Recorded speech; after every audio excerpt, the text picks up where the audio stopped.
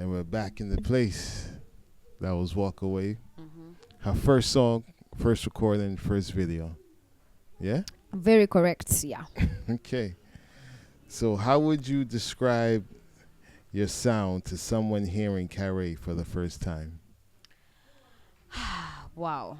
Honestly, I'm honestly doing different sounds at the moment. Mm-hmm. I started as strictly a reggae artist, Okay. but I've been embracing so many other genres. And this is because my voice really just embraces and fits and sends different kind of vibrations on different kind of frequencies. Mm-hmm. So, but mostly I love dub. Most of my music is under dub, but I have a bit of hip hop music. I have a bit of I'm wanting to do a bit of Afro house at the Okay. moment. I can see I that. know. I can see that. Yes, Mm-hmm. because of my chance, Mhm. you know. And I love drum and bass. Mhm. Oh Lord, I just want to work on a drum and bass record or project.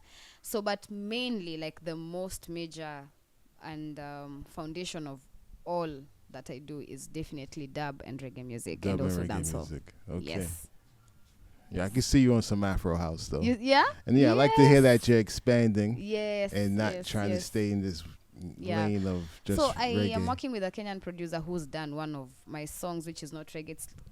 It's a bit of a hip hop kind of vibe, and he's a Okay. very, very good Afro house producer. And he was like, Kare, you would really do Afro house well. Mhm. So he played a couple of beats, and I was like, you know what? From all my chants and humming, Mhm. this will definitely work. So I can't wait to share some of the things I I'm work looking on Afro forward house. to that. Yes, that's actually, I know so many people are gonna be surprised by that. But yeah, it's Okay. one of the genres I wanna So you mentioned hip hop. So you rapping, or you like rapping? singing and a bit of A rapping. bit of rapping. Yes, Wow. breathwork is the song I'm talking about. So I don't know if I would call that rapping, but No. it's just something in between the singing and the Okay. fast. Got you. Yeah.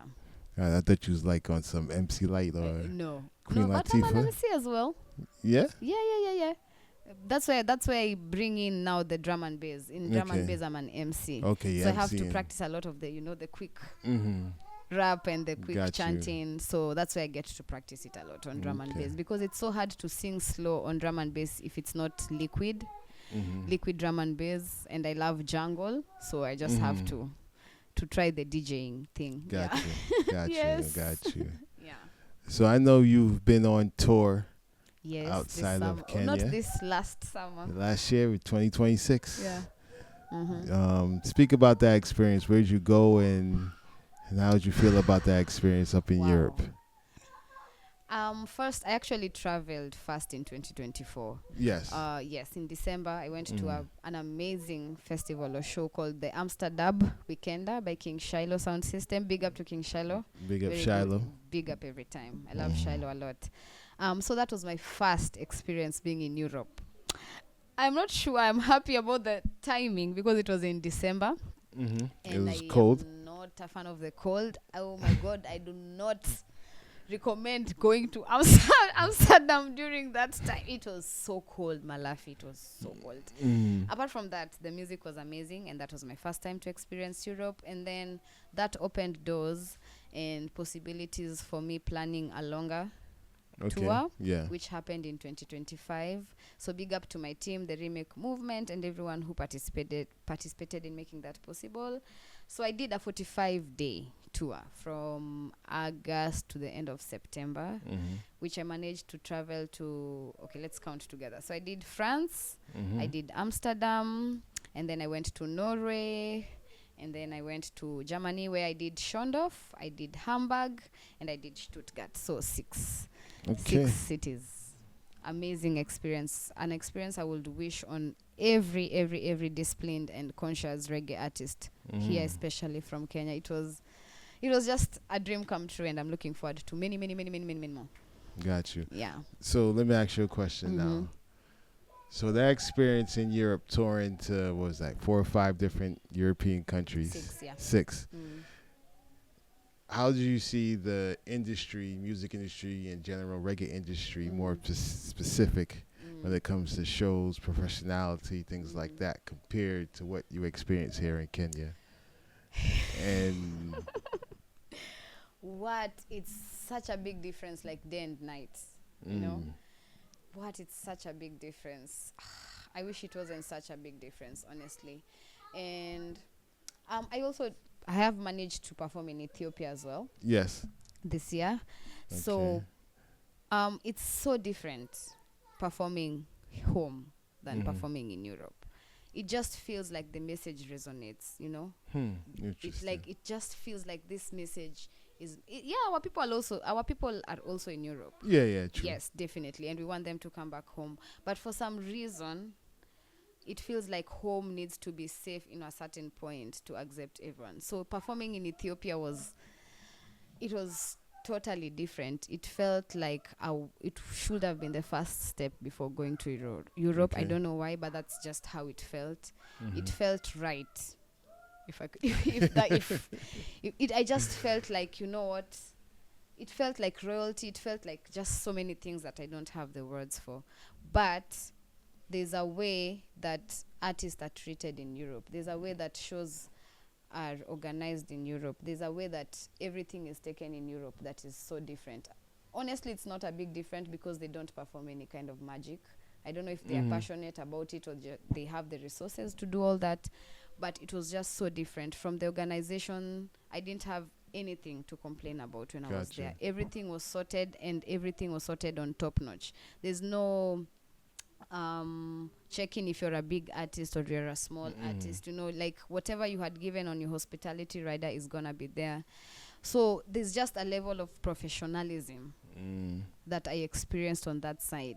Your house is looking amazing. Everything is on time. Yeah. From your check-in to your check-out. The person who's picking you from the airport on time. Like everything is bang, bang, boom. Like, you know, so that was really amazing. And then something else that I liked, the people there have a different reception to new music. I don't know, in Kenya, I don't know if we are cast or I do not understand our people, because it's so hard to go into a new crowd who don't know you, Yeah.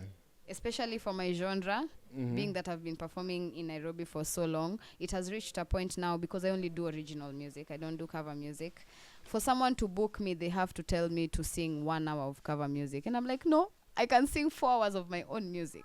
So going there and meeting new people who have no idea who I am, but they are willing to learn my music, sing with me, buy the music, and, you know, follow up, that was really unique and amazing to experience. Those people want to invest in their artists. They really want to put their money and efforts and everything into their artists, and it's something I haven't received on this side. Like, it was so easy to sell merchandise on that side. Here it's so difficult. Like, it was just, like I said, Night and day, it sound like. straight. Night and day. Yes. But I'm sure there's room for people here to embrace our artists in that kind of manner. Slow but sure, maybe. one day we'll tell a different story. I have some ideas in my head. Yeah. I've been discussing with a brethren behind Okay. the scenes that we're going to work on Okay. to help push and promote Kenyan artists, Yeah. reggae artists Yeah. in particular, forward here in Kenya. Yes. You we have know? amazing artists. You have here. amazing artists with amazing voices, amazing songs, and Yeah. And very possible to tour the world. yeah. Yeah. And especially in this genre that's so popular here in Kenya, that y'all should really be having your own artists in Yes, high yes, esteem, yes, like yes, how it's- say a Shatewale Yeah. in Ghana can have 30,000 people come out We perform for need him that here as in well. his own country. So it should be the same thing, Yeah. They saying that Kenyans don't support their own, but I don't believe that's true. No? I don't believe it's true. Why don't you believe it? Because I see what some of the artists who making popular music, the support they're getting nowadays. And that's the Yeah, big difference yeah. now. As we're not, the message that those people sing is not what we sing about. Yeah. So much slackness is pushed in Kenya, and Yeah.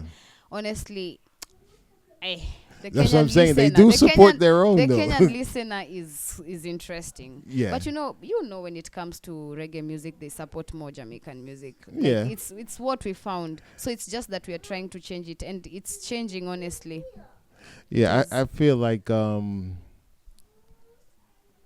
the same way that the commercial Kenyan artists are pushing their music out and pushing their albums out, their projects out, should be the same way we should do the this. same way the reggae artists need to do on that same I level. also agree. So therefore, you capture the attention of the people Yeah. and the crowd and the masses. Because if you just drop one song And keep quiet. every 3 years, or maybe Yeah. 1-2 videos every now and then, Yeah. I know its budget is definitely a part of that. Yeah. But Yes. you know, and but you know, being not- consistent Yeah. and in their face. But you know, those people, like you said, those Mm. people, I know so many of these people who are in the commercial space. Mm-hmm. But I don't know if it's gonna be easy for our Nah. artists to get into those spaces, because, like, you know, for someone like me, I have been in those rooms, but it's so hard for me to compromise my message. And some of these things matter when you meet these people. They're like, but you know, people don't want to hear about, you know, this, and people don't want to hear about that. So honestly, for me, it reached a point and I'm like, you know what, I'm not going to compromise what I'm going to sing about. I know Understood. that my music is going to take me where I need to go. So, and that is for me. And for people who are comfortable to do the commercial music when it comes to reggae, I feel like they haven't sprouted in that. We don't have people who are ready to, you know, and we also don't have people who want to invest in reggae music, because there's just so many stereotypes Yeah. going around when you are a reggae artist. Even me, when I'm trying to like get sponsorship for all this touring or even a project, but they're like, you're doing reggae music, but I'm like, yeah, but I'm different. You know, don't put me in this bracket that you've put the whole genre, you know. So, but it's changing. Honestly, it is has changing. to be changing. It is changing. Because It is. these same people actually listen to reggae too, Yeah. who are in control of the sponsorship. Yeah. So I don't. I'm trying to figure out what put this black guy over reggae in Kenya Yeah. so much that the sponsors just like run from it. Yeah. You know. I don't know. Maybe they just see like it's not gonna grow if you're not gonna do the commercial part. But we are just proving that wrong. No, Honestly, no, we are proving that wrong with the efforts that we can. And people are growing their own fan bases by doing their own shows. So it just reached a point when we were like, you know what, we can't keep complaining. Yeah. No, you gotta do the work. Yeah, we just have to Do the work. take the ball and now do our thing. How can we get the Kenyan reggae DJ family to play more of y'all music, the local artists? How can we get DJs tell us. Tell us, please.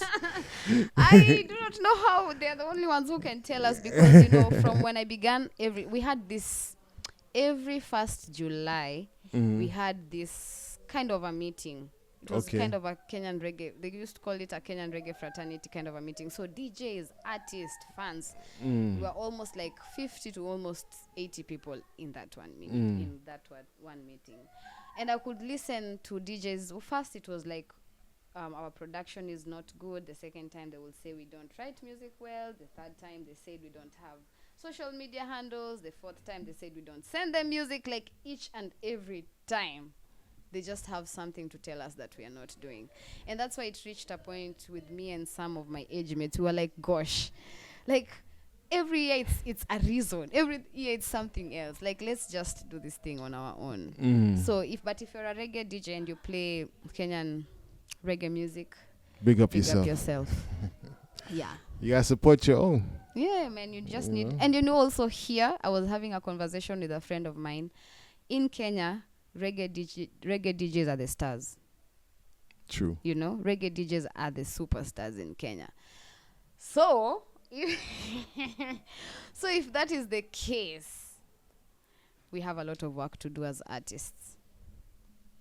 Yeah, so it's just they go with this ego that, you know, you guys, we are the ones to say. You are the ones who actually need us. So some have actually told us to pay them to play the music. Many of them have told us to pay them to play the music. So it's just something I really don't want to entertain anymore in my career, and it has worked. Not thinking about them and just doing my own thing has worked. And they know if they want a doublet, they have to pay for it. If they want a jingle, they just have to pay for it. Because at this point, we just also have to invest in each other. We can't keep using each other, and it's not bringing any value. Yeah. So once you know you have paid for my doublet, honestly, you have to play it.